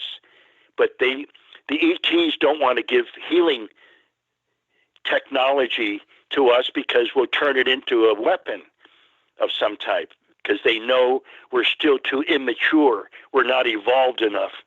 We're still, playing the game of you hit me, I'll hit you, rather than to stop all this stuff and to, on a world level, and try to have a friendly relationship without all this stuff, which is now it's difficult, and it's crazy out there now. It's a crazy world. Right. It's sad. It's dangerous. Okay. Any other questions? Yes, I do. I have a question from GLP. He's on Telegram. So please unmute yourself and you'll be able to ask a question. Hi, yes, this is very interesting. I had a question. Do they ever make appearances in urban areas, or is it only kind of out in the woods? And another question is, I've had friends tell me they've seen little orbs maybe in the woods or remote areas. Is that maybe related to Sasquatch? Thanks. Thank you for the question. Okay. Yes. Well, thank you. Yes, I'll answer that question. First of all, they do go into urban areas. They can stay invisible. And sometimes they go in at night when people are sleeping, and they can avoid, if a car went by, they can dematerialize and then materialize again and check the neighborhood out. Back in 1986, in a suburb of Seattle, and this was in the newspaper, that a elderly woman had a little dog, one of these little squeaky dogs, and living in her home. And she had a deck and a sliding glass door there and so on, but she had the curtains over it. And the dog all of a sudden went berserk and went there, barking at the door. So she moved the curtains, and there was a Sasquatch standing there on the deck. And she was shocked by this, and it just stood there looking at her. And all of a sudden, she reached up with her fist and shook her fist at it. And he turned to walk away, and he looked back at her and shook his fist back at her. So, we're going to stop that, don't shake your fist at me. I didn't do nothing, kind of thing. Yeah, there's many different areas now. I live in the wilderness now. It's very wild here. There's mountain lion. All my people in this area have seen lots of mountain lion, elk, moose. Someone shot a 700-pound moose in back of my place last fall. There's bear. There's the black bear. There's grizzly bear here. So, and there's 23 packs of wolves in the area, and so forth. So it's quite wild. But when I first moved here, the little town of Chewelah has 2,600 people, and it's just a tiny town. But that's the only place I could find to at the time, moving from the Seattle area. So as soon as about a week after moving in, the ETs came and created a portal in the backyard about 20 feet, 25 feet from my back door. And this was all fenced in, okay? And it was a wooden fence, so you couldn't see in. So they made they told us they were making a portal. And so the Sasquatch would be there all the time to come in and out and help us. So they were there frequently. I mean, like here, they're on a daily basis, they visit me. Now, somebody said that one street over from us, that some teenager looked out the window at 1 o'clock in the morning, for whatever reason, he was up, and saw a 12-foot Sasquatch standing in the road. And this was right behind my house at the time. And I chuckled, and I said, well, they stepped through the portal, and they want to kind of roam the neighborhood a little bit. And we were right at the edge of the town anyway, but there are no forest. This area is not forested or anything. It's in a valley. So they do that, okay? Plus the orbs, this is part of what they do. At the conference in 2019, there's a man that comes every year to my conference, and had taken all kinds of pictures. So he started taking pictures in different areas where he could hear a Sasquatch, and there were all these orbs immediately he could look and see them. So he got a group of people. This is right on the campus, the wilderness campus up at 3,500 feet. And and it's all wooded, and it's very wild. People see mountain lion and wolves and moose and everything there. And those people, some of the people were in motels here, some were camped out, some were in the dormitory. And those that were camping out would always gather and around at night and talk and so forth.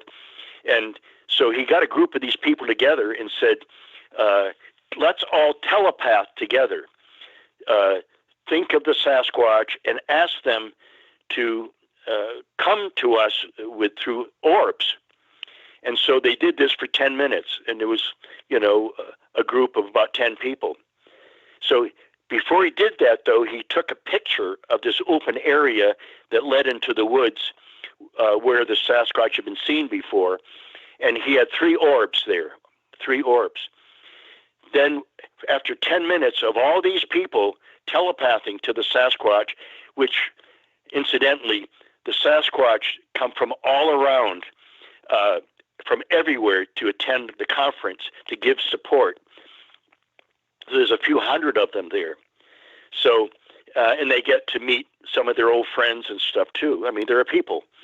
So after 10 minutes of telepathing, he took another picture of that area, and it looked like a blizzard of orbs, You couldn't see the trees anymore hardly.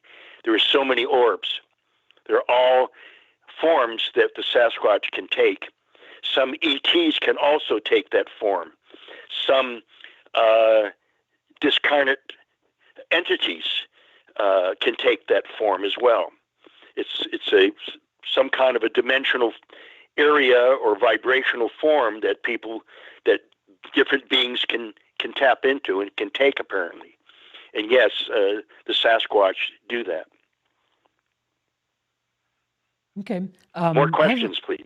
Yes, I have a question from Hazel, and I just want to note that she's actually from Spain, and I don't know how she's still up right now. But anyway, her question is, can you ask your guest, please, how does he go about asking for contact? I know we might have covered this earlier. Maybe if you want to reiterate again. Uh, well, of course, I just telepath, and like today, I was making breakfast, and they were here, and I thanked them for being here, for visiting me, and I went about my day. I don't. This happens all the time for 42 years, so it's just I'm casual about it. I don't make a big deal of it, but. If she contacted me, they are in the Pyrenees Mountains. There are the French. Somebody sent me maps of the Pyrenees about 2 years ago, and I told him where there were 3 areas there where there were Sasquatch, and he went there and he had an experience immediately. So. Historically, if you check on it, they are there and up in the mountains. So if she goes north or wants me to help her, she can contact me. She'd have to send me the maps and so on. But I would teach her how to do all this stuff. This is part of what I do. They want to find the right people. They don't want curiosity seekers, and they don't want scientists, because scientists want proof, which means they want a body.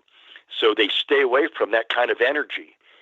So, but people who want to help the planet, I tell people, what do you want to do? What are you doing now for the planet? Have you joined any organizations?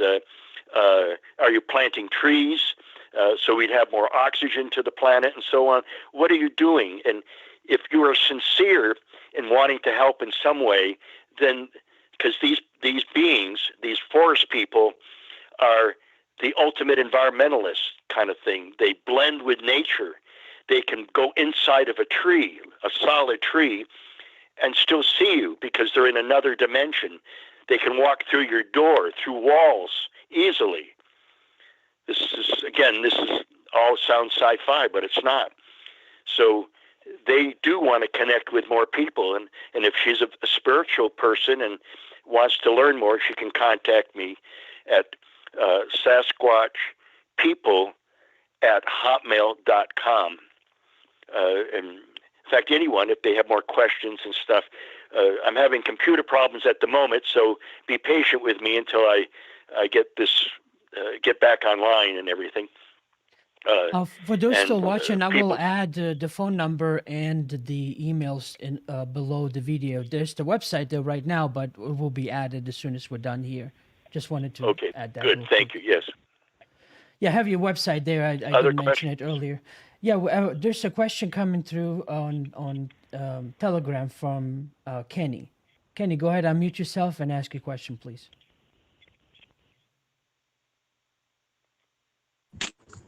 Hello? Yes, go ahead, Kenny. Hello. Yes. Question, please. Oh, I just say it's an honor. It's an honor to meet you, and I have 2 questions. Hopefully, you can answer them both. First one is, Go ahead. have you physically talked to a reptilian? To who? To a reptilian. A reptilian? Right. And go ahead. What is your second question, please? And the second question is, since the pandemic, are you more able to telepathically talk to people because of the mask on? What I mean by that is like, okay, look. Yeah, it's nothing. You know how? What I'm trying to say is, when people have the mask on, right, and you're thinking, right, you're thinking out loud, but you see the other person stare at you as if they know what you're saying. Have you found it more easily to contact people telepathically like that because of We'll get to the questions, and I'm gonna have to mute you. But the first one, if you do you want to start out with that one, Kewaunee? Yeah. Did I talk to aliens? Well, yes. A lot of them just appeared and stood there.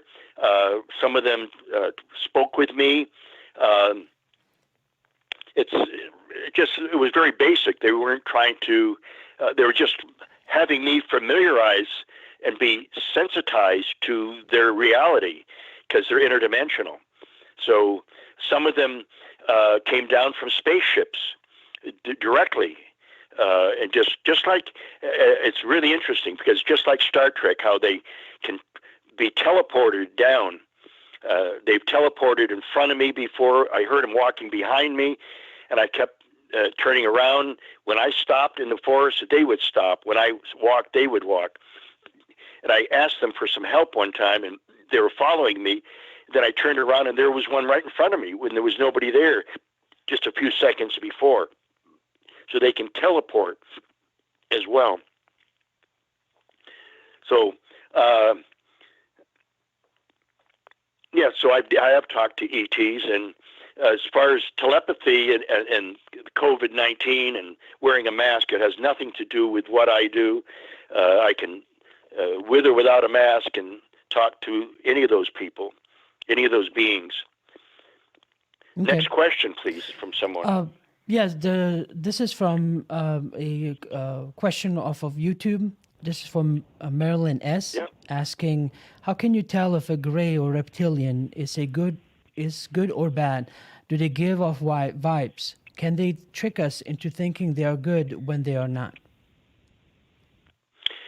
Yes, I know of a situation now where the people are thinking they're talking to a Sasquatch, but they're talking to a reptilian that's really steering them into the dark side. They are in the dark side now.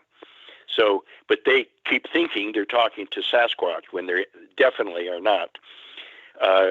So if you met someone, one of the beings, and they start talking to you, you could feel their energy. If you're saying, my God, there's something not right here, well, then don't interact with them because you'll feel their negativity, their darkness. One of the things you could say is that are you of Jesus Christ? Are you of God? If so, make a statement to me that you believe in Jesus Christ and are of God. And generally they'll leave. I one time just said, may the white light of Christ surround you now and send love to them. If you send love to them, it's to an evil being, you're sending a bazooka, because God and love are synonymous. They're one and the same. So if you get one of these beings and you're not sure, and you're kind of not sure your feelings, stop right away and think of love and fill your heart full of love, and then send it to them. Said, I send love and blessings, God's blessings to you. And let go. Do it emotionally from your heart, not from your mind, but from your heart. And if they're evil, they will disappear immediately. You send them love, you're sending them a bazooka shot, because they can't handle that. It's the opposite of who they are.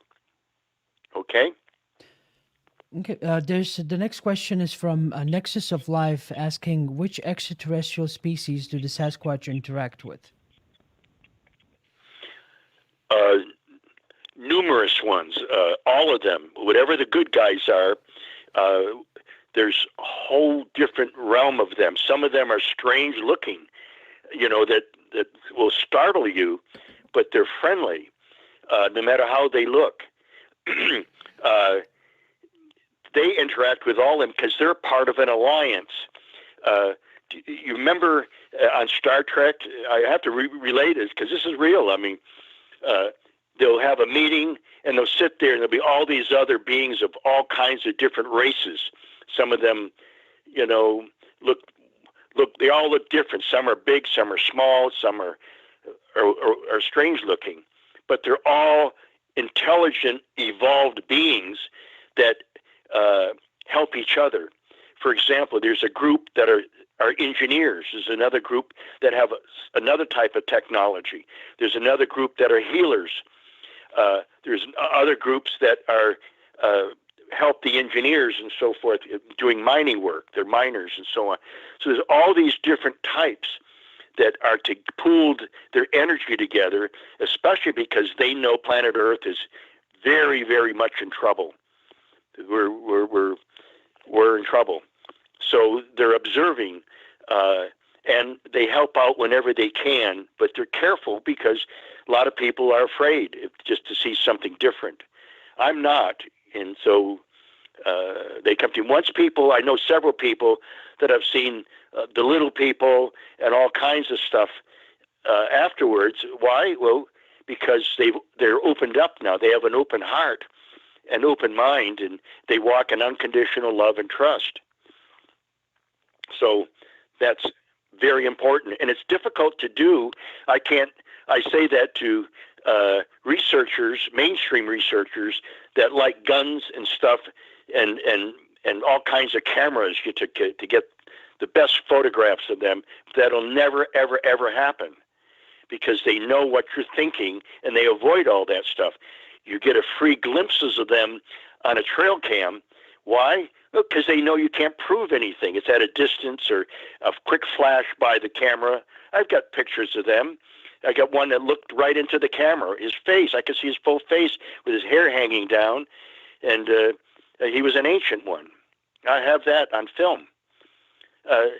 They really don't want their pictures out there because then those people who think they're monsters that are going to that they want to go out and start shooting them. They're real. Look, this picture. Look, it's real. And they're out in this area, and they'll gather a whole bunch of people with guns and surround the area and go. They've done this in Oklahoma, incidentally, to try to kill them. So they don't want that. To me, the only monsters out there are those people that are violent, that want to kill a Sasquatch. They're the violent ones. They're the monsters. Right. So, in other words, instead of finding out who these beings are, I'm out here publicly trying to educate people, but, none of the researchers are doing any of this stuff. Why? Because they're in fear. It's so impregnated in their mind that they can't change to let go and think in terms of love. It's too airy-fairy to them when it's absolutely the real deal. Another question. This one is from Scarborough Sasquatch Station, asking, do the Sasquatch guides stay with the human host for life, or do they change every so many years with the different Sasquatch guides?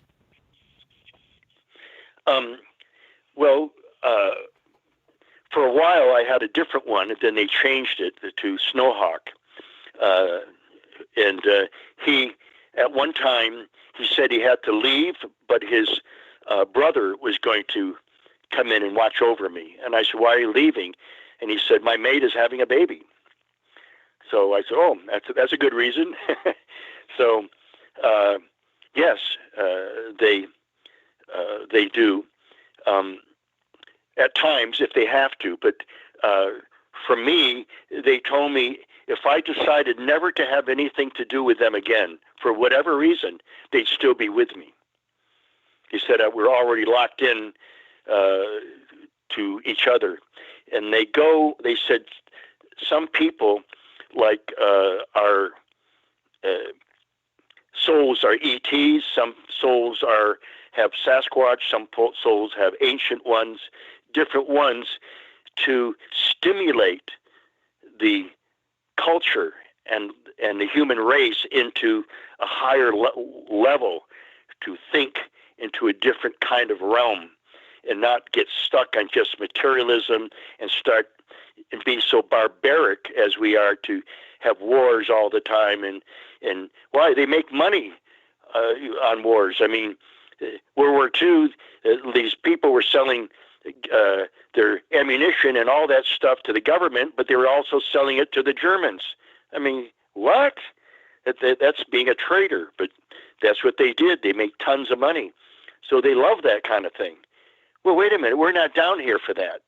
They told me. We're not down here for that. Each person has to find out who they are and what their purpose is here. if you have to do an astrology reading to see all your things. I had one done and I didn't believe in it. And everything that I do was right there. It says you'd make a good doctor, a good healer, and that I've been for 45 years as a master herbalist and everything, been doing all kinds of healing work for people. And so everything, my forte was right there. Whatever people do, they should seek that out. If somebody says, yeah, but I'm making a lot of money now, and I don't want to, change over to something else, I won't make as much money. Well, it's not about money. That person, a lot of people who make a lot of money are so stressed out that they start going into drugs, cocaine, alcohol, and they become alcoholics. Or there are all kinds of drugs out there that they can pop and stuff because they're stressed out trying to make all this money. So the money is spent on other things because their jobs are not attuned to who they are on a soul level. So people need to find that out. And this is the time to find out, because I hate to say it, but it looks like the end times to me. And I asked the Sasquatch 8 or 10 years ago, I said, will there be a World War III? And he said, World War III has already started. They just haven't dropped the bombs yet. And that really upset me. So they also said there's different dimensional timelines, that timeline can be changed. For example, the ETs took me on one of the times they did in October of 2004 or 5. I think 4. Yeah, 2004, when I was in Northeast Texas, interacting with them there. And I said to them, my birthday is tomorrow. I said, can you do me a favor?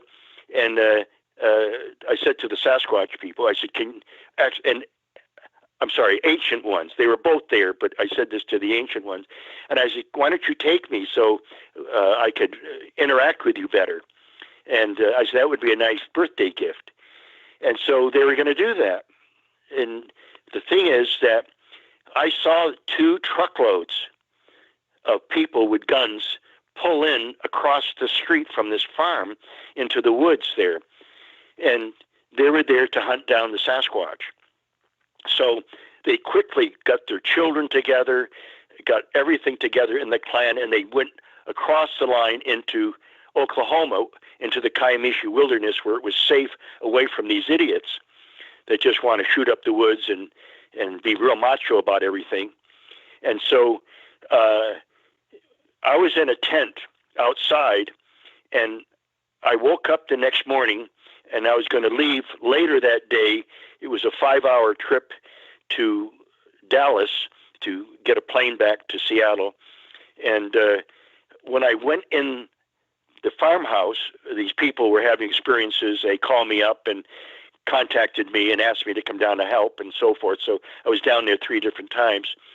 So when I went in the house there with all my extra clothes and stuff on my suitcase was a note in English from a woman named Halodi. She was an ancient one and a medicine woman.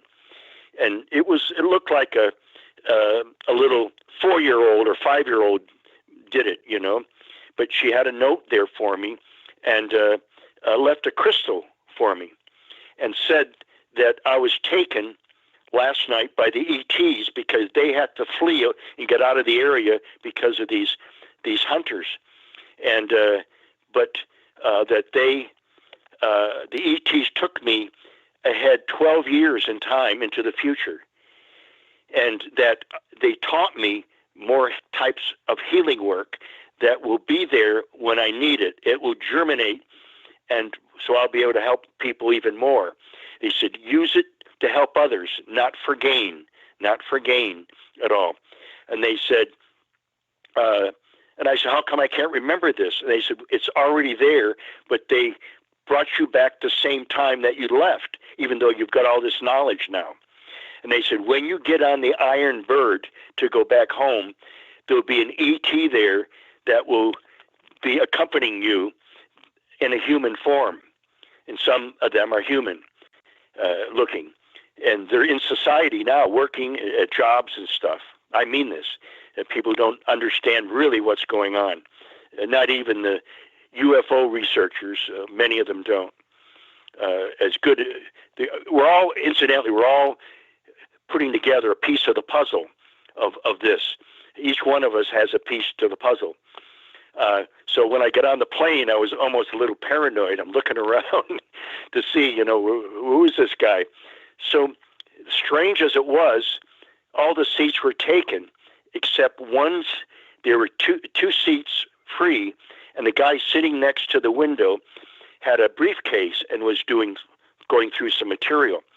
So I didn't sit next to him. I didn't have to. I sat on the aisle and I had a empty seat between us, which makes it nice. You have more room. So I looked at the guy, and he had an excellent build. He looked about 50, 55 years old. He didn't have any wrinkles, and he wouldn't talk to me no matter what I said to him. He wouldn't even look at me. And through the whole trip, and he looked different. There was something about him that was different. So I said, he must be the guy. I mean, I don't know. Who knows? But just another one of those experiences. So the thing is that what happened in that 12 years ahead, changed the people. A different dimensional timeline happened. I don't understand some of this too. I can't explain it in detail because I'm still learning some of it. But means that what I experienced there didn't happen. I'm waiting for it to happen after 12 years. It didn't happen. Why? Well, because of a different dimensional timeline. That's what they told me later on, that the people on Earth did different things to change that timeline, mostly through the governments. So it's something new to me at that time. New at that time. I didn't understand. I still don't understand it completely, but it's like, all these parallel timelines, because there's all these different dimensions out there. I don't even know how many. Maybe it's infinite. And there's beings in all the different dimensions. We keep thinking, well, these ETs must be a few hundred years ahead of us, maybe 1,000 years ahead of us. Sorry, they're tens of millions of years ahead of us, many of them. They're all at different levels. And again, there's this alliance that's watching over Earth, planet Earth, because they don't want it destroyed. And we are destroying it. It's dying now. But they won't help us because we'll keep on doing what we're doing. It's like, when you have a horse barn full of horses, you have to shovel out the manure all the time. But the only way that you're going to stop shoveling the manure is to remove the horses from the horse barn. Then you won't have any there to do.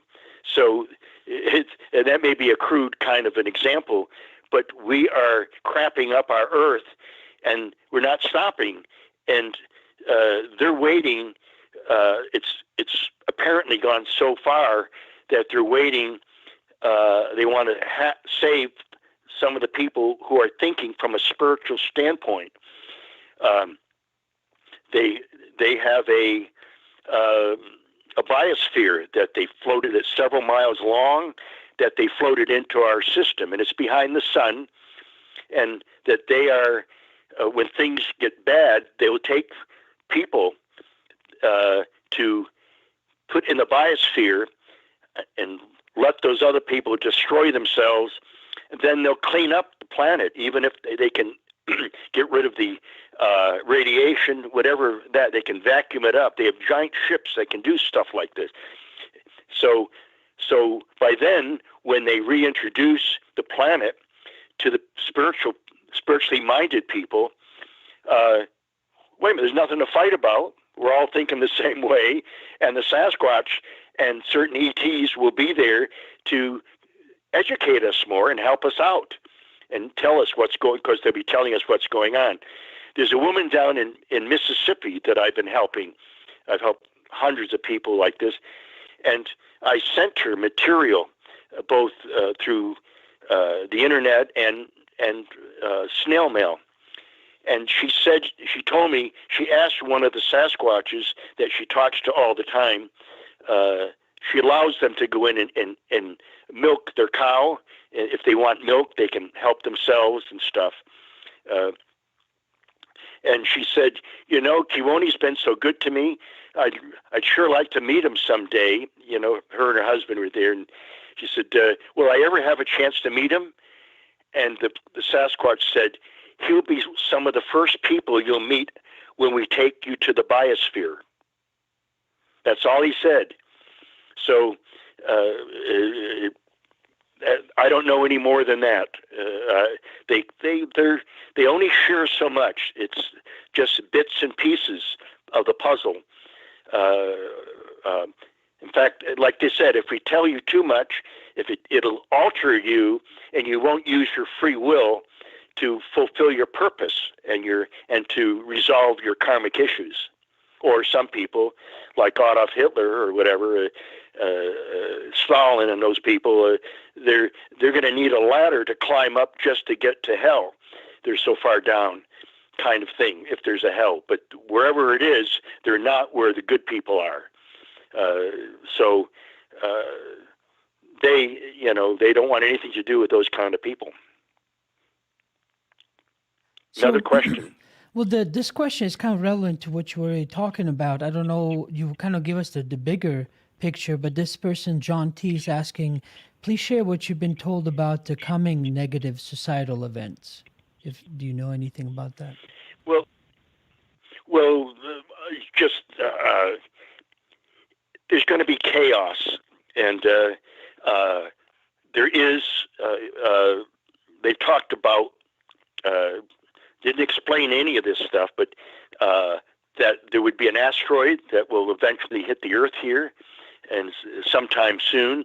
In the Bible, in Revelations, it talks about wormwood. They call it wormwood, and that would hit the Earth. So that's wow. You know, I mean, it'll disrupt the whole planet. Right now, volcanoes are going off all over the planet, in Iceland, in Japan, in New Guinea, in many different areas. Why? Because we're disrupting the planet, and Mother Nature will purify the planet by getting rid of the viruses. We are the germs of the planet, destroying it, rather than being nutritional kind of beings that are nurturing it and helping and going with the flow of nature. We've altered so much and don't know what we're doing. We just don't have a clue. A lot of these scientists and stuff just don't have a clue what they're doing. And the governments, they're making decisions that are absolutely horrendous, basically stupid and dangerous. So we have to put up with that. They said, you know, put food and water and stuff away, get away from the cities. There's just not. They'll be the first places that there'll be chaos and destruction of, and there'll be bands of people wanting food. Where are you going to get the food? So I'm not saying that it's all going to happen just like that, but we're getting earthquakes also all over the world, which are connected with the volcanoes. So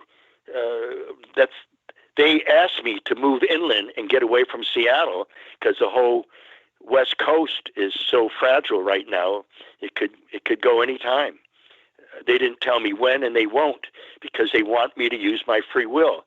If I said, oh, heck, I want to go on vacation, I really like the coast and I like the ocean, which I do, and then spend a few weeks over there putting myself in harm's way. I mean, I have friends over there. I explained a lot of this to them, and they, oh, that's interesting. Well, okay, they know, and they know what I do, but that's their choice, their free will. I don't badger people. I don't twist arms or so on. I just share information as best I can and best that I understand. But people have to analyze and filter through all this stuff in order to find their own, what they believe is true. So, what they're comfortable with. But leaving the cities, going into the country, putting food away, putting medical supplies away and stuff, and non-hybridized seed, and to save the seed and start learning how to garden. So I don't garden here or anything. You can't plant anything here. It's being eaten up by the deer and all kinds of other animals that are here. And anyway, I don't, but I'm just saying that these are things that they said were important, very important. Okay, another question. Yeah, there's many if you're graciously willing to accept them. This one is from Deep Valley, asking: is there knowledge of Sasquatch in Austria and / Germany? Thanks. Oh, there is. I don't think there's very many there, but they're in all mountain ranges. It's interesting. Last year, I've been on way over 500 radio and television talk shows over the years. I kept track for a while, but it doesn't make any sense to keep track anymore. But this was in South Africa. I was on a radio talk show, and the woman on the show, it was a paranormal show, and the woman was extremely psychic. And she was hiking up in the mountains there where she was, and had an experience with a Sasquatch, and they talked to her. And that's why she wanted me on the show. So they're all over. They're on the Amazon. They're in Mexico, and they seem to learn the language of the area. So they can learn any language. They know many different languages. They're very, very super intelligent, beyond anything. We look at them because they're monstrous kind of looking. They look so different, and they have hair. Oh, it's really fur, and they're an animal. There's some kind of a crazy animal running around out there. That's what people start thinking and not understanding. They're like, when I talk to them, it's like talking to 10 professors or something, each one giving me key information. So they observed how we treated the Native American people in this country, which is absolutely sad and shameful, disgusting. And they could see that what we did, we through genocide, of these people. Now, then we brought over slaves, Afro-American people, and they saw how we treated them. People treated their dogs at times better than they did slaves. This is horrible. And now, then the Chinese came to work on the railroads. They treated them the same way, as if they were subhuman. So are we going to relive history and continue to treat the forest people in such a degrading way, and have bands of people out there with guns that don't understand that these are spiritually evolved beings that want to help us? Right now, those people who are connecting with them are being helped and being educated more. So it's critically important. I don't know when a lot of this stuff will hit the fan. I really don't. So again, it's going to happen. A lot of this stuff is going to happen, and it's happening already in smaller amounts, and it's building up. As far as World War III, I really don't have a handle on that, other than I know the Hopi say that the red-hatted people will come down from the west to the west coast of America, and they will show no mercy. Wait a minute, is that China? Is that North Korea? I don't know. They said they will come down from the sky Well, are they going to parachute in? I don't know. Again, this is all conjecture at this point, but something like that. Just look what's happening. Just watch the news, even though it's depressing. The news is very depressing, and I don't spend much time there anymore, but I do glance to see where everything is at. I like to keep tabs of storms and all these things that are destructive to see what's happening. Everything's changing. Here, last week, we had temperatures that was 92 degrees. The next day it was 66. Gee, that's a big switch. So the whole planet is out of balance, and it starts with the people on the planet. So another question, please. Well, Kewaunee, most people I see in chat, the ones that had a question, they put the little 3-star indicator and nothing. There's nothing else that's popping out at me. And there was one from Rody. You've asked to answer it once before, but he's been very persistent. So I figured this could be the last one. He wants to ask it yourself on Telegram, if that's okay with you. Yeah. Okay. Yeah, All right, go ahead. 1 second. Okay, Rody, unmute yourself and you should be able to speak. Hello? Can Go you ahead. hear me, Yes, guys? go ahead, please. Cool. Thank you. Go ahead. So how can you tell this good people, these entities, ETs or whatever they call, how can you tell they are around you when they are around you? What are the telltales? Because I know that I have contact with these people and I can tell a few things, but another person talking about this is quite, yeah, I'm the only person that I know myself do this, but yeah, how can you tell they are around you, spiritually speaking, Well, energetically speaking? when they come, yeah, Thanks. my body Thanks, Rody. starts to vibrate, my entire body, especially around my head, but it's my entire body that tell me that they're right there. And then sometimes immediately they say, "We're here, my friend." So it's a vibration. It's my physical body is in vibration. It's my part of my soul that's that deep, and that vibrates. So then I know they're right there. Then I can start talking, or they'll start talking, one or the other. So thank you for that question. But that's what happens. And I'd like to read a quote from my book to kind of wrap up my talk here and my interview. Please do. And this is, I want to say that now, if I may give you this quote. A quote is from a Zen monk that once said, and I quote, "All life in nature has a spiritual dimension and is sacred. When we honor other creatures as we do ourselves, we all evolve another step." End quote.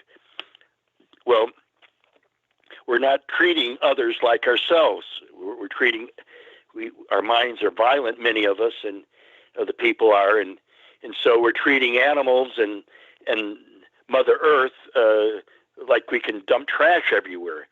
I mean, on these back roads where I drive, there's trash everywhere, up and down the roads. Beer cans, McDonald's paper from McDonald's, all kinds of stuff. I find this all, I don't care where I go, some back road, anywhere. People need to be taught. This is horrible. It's Chief Seattle said, eventually we will die in our own waste, because what we do to the earth, we do to ourselves. If you spit on the earth, you're spitting at yourself. And people just don't get it. And that's why I continue to lecture and to share as much information as I can with people that are interested. Well, Kewaunee, thank you for that. I appreciate it. And everyone else watching, thank you very much for your questions, and thank you for tuning in.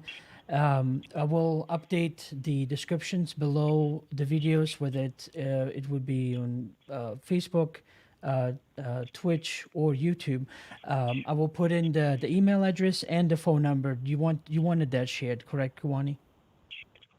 Yes, Okay. thank you. All right. And Well, certainly another time, once I get my computer fixed and so forth, that we could do another session sometime in the future if you're ever interested. And because sure, there's we'd just love so to. much information, as well. Yeah, Well, we'd thank love you to. for having me, and I thank all the people who asked questions and were listening in, and God bless you all. Thanks, Kewaunee. So everyone else watching, thank you. Please remember to tune in next week. Wednesday is open lines, so you can chat with me and share your stories on Telegram. So as I mentioned before, download the Telegram app and make sure to go to the UFO Hub group, and then the voice chat will usually start a half hour before 7, and then at 7 it will go live on YouTube and of course Facebook and Twitch as well. And on Friday I will have another guest. I don't know who that's going to be yet. It's also at 7 p.m. Central Time. So make sure you got those 2 dates open. It's usually every week, Wednesday and Friday at 7. And so tune in. Thank you again for joining me today, and again, thanks to Kewaunee, and I'll see you next week.